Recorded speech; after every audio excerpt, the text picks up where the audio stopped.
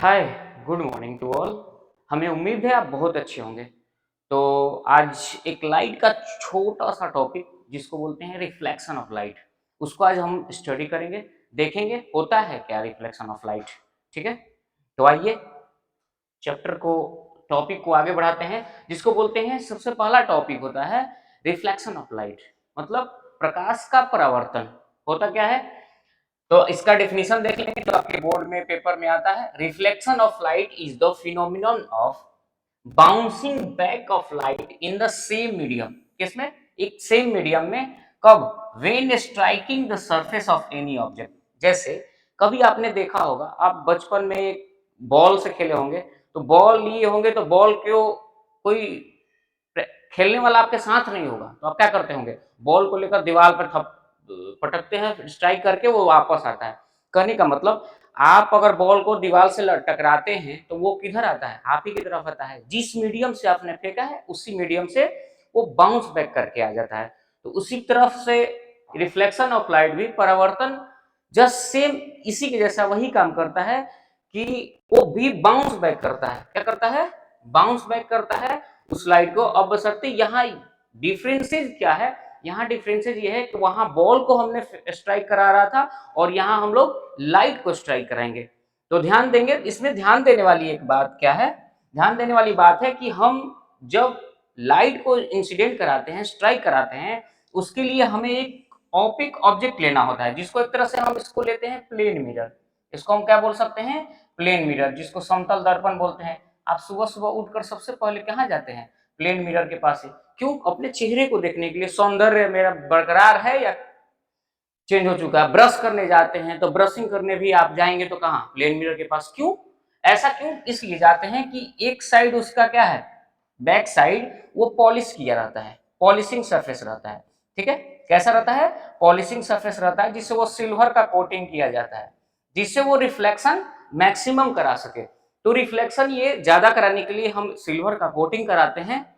तो देखते हैं इस पे क्या करते हैं। अगर हम इंसिडेंट ले, अगर यहाँ से टॉर्च जलाकर लाइट को बाउंस बैक कराते हैं, इंसिडेंट कराते हैं, जिसको बोल सकते हैं आपतित किरण, इसको बोलते हैं, हिंदी में बोल सकते हैं आपतित किरण। अगर किसी किरण को आपतन कराते हैं तो यहां से एक सरफेस पर टकराएगा प्लेन मिरर पे। ठीक है? इसको बोलते हैं पॉइंट ऑफ इंसिडेंस। ये ऐसा पॉइंट है जहां पर आप पॉइंट के आकर क्या करता है? लाइट टकराता है, जिसको बोलते हैं आपतन बिंदु। क्या बोलते हैं? आपतन बिंदु। इस आपतन बिंदु से क्या होता है? लाइट टकराया और सेम मीडियम में रिफ्लेक्ट होकर चल जाएगा, जिसको बोलते हैं परावर्तित किरण। इसको क्या बोल सकते हैं? परावर्तित किरण। नेक्स्ट, जब लाइट आया, स्ट्राइक किया और ये बाउंस बैक किया, ठीक, तो एक नॉर्मल बनता है। किसके रिस्पेक्ट में? ये मिरर के रिस्पेक्ट में। और ये नॉर्मल कब बनता है? तो ये नॉर्मल 90 डिग्री के लॉ को फॉलो करता है और 90 डिग्री पे बनता है, जिस इससे ये दोनों एंगल प्रूफ हो जाता है कि दोनों कितने होंगे? 90 डिग्री होंगे। आप जानते हो, सर्किल में पढ़े होगे, चाहे किसी में लाइन में या मैथ्स वगैरह में पढ़े होगे, कि ये कभी भी एक लाइन पर एक साइड का एंगल कितना होता है? 180 डिग्री और दूसरे साइड का 180 डिग्री। तो ये 90 90 में डिवाइड होंगे दोनों दोनों साइड।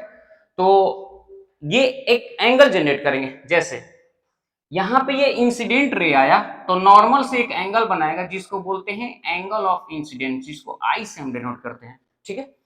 नेक्स्ट, जब ये बाउंस बैक करेगा तो एक और एंगल बना के जाएगा, जिसको बोलते हैं रिफ्लेक्शन ऑफ लाइट, जिसको एंगल आर से डिनोट करते हैं। ठीक है? आप ध्यान रखिएगा, कौन सा मैंने एंगल बोला?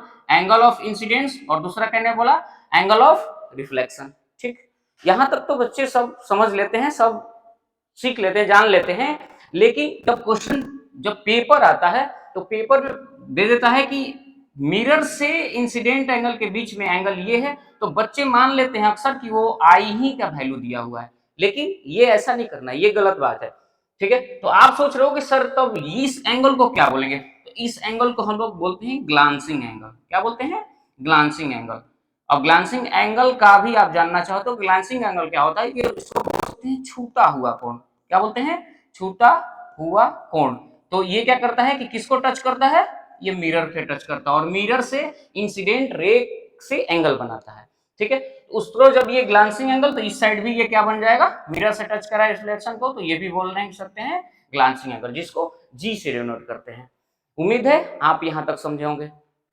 तो एक क्वेश्चन है मेरे मन में राइज हो रहा है, और यहां तक आप जब जान चुके हैं तो आप ये भी बता पाएंगे कि इसका आंसर क्या होगा। बताइए, तो कोशिश करिए, एंगल आई और एंगल जी का वैल्यू कितना होगा, बताइए बताइए।